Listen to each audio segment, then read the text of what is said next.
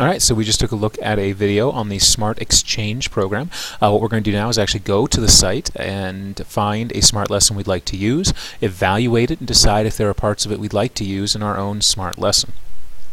The Smart Exchange website looks very similar to this. When you first go, you're going to have to sign in order for you to download any smart lessons that you find. If it's your very first time ever using this program, you're going to have to go ahead and join, fill out some information. They'll send you an email.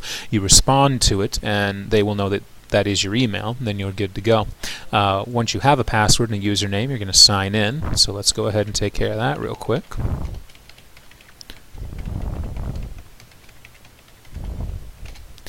And this will let you sign into the Smart Exchange program. Now, you have several ways to try to find lessons that you'd like. You can search for keywords.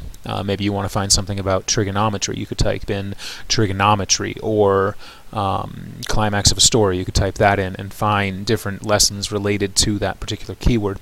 You can also browse by subject if you know what subject you're looking for, by grade, or by file type. One really nice option up here in the top bar is Standards Aligned. If you click on Standards Aligned, you actually get to pick which state you're in. We're in Minnesota, so let's find that.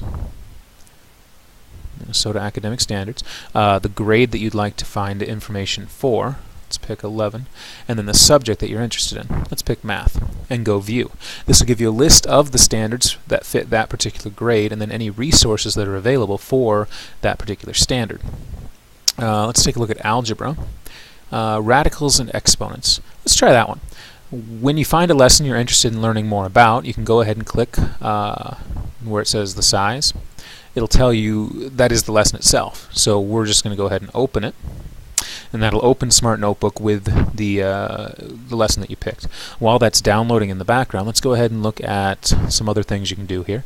If you click where it says click to preview, it'll bring up snapshots of the individual slides, so you can take a look and see if you do in fact want want to use that one. Here's a couple slides from the one that we're taking a look at for now. That's pretty nice. I like that. So that's a good choice. Alright, looks like it's loaded in the background. So now what we can do is actually go through and take a look at the presentation, see if it's something we'd like. This particular presentation has lesson objectives, teacher notes, lesson notes, so we can see all that information as well.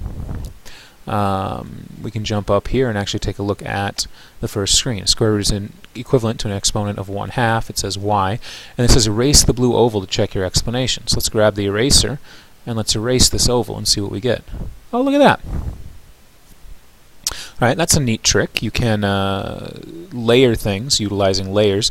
The red information is on the bottom layer, the oval was colored in on the second layer, and then the actual equation was on the third layer. So when you erase the oval, you're showing the bottom layer then, so you can see the explanation, but it was hidden before. It's a pretty neat trick.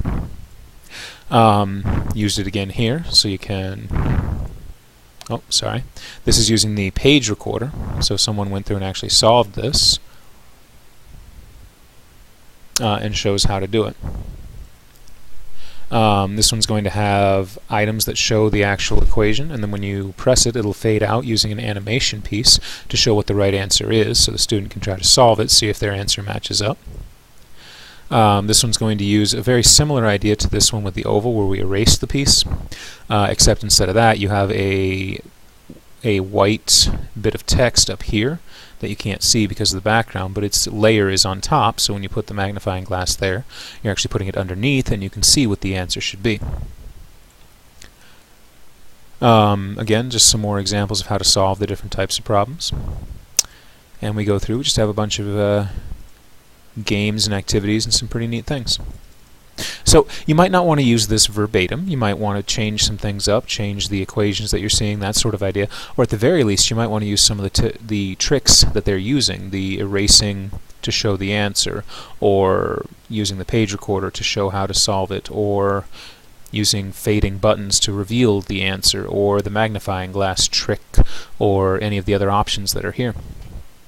So there's a lot of neat ideas in this sample lesson. You don't have to use those, but it gives you some more options when you're creating your own. Smart Exchange is a very useful system. You can find lots of activities and ideas, at the very least, to spark your own creativity when you're making your own smart lesson.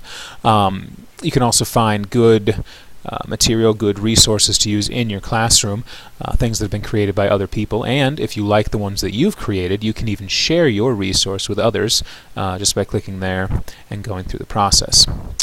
So that's the Smart Exchange system.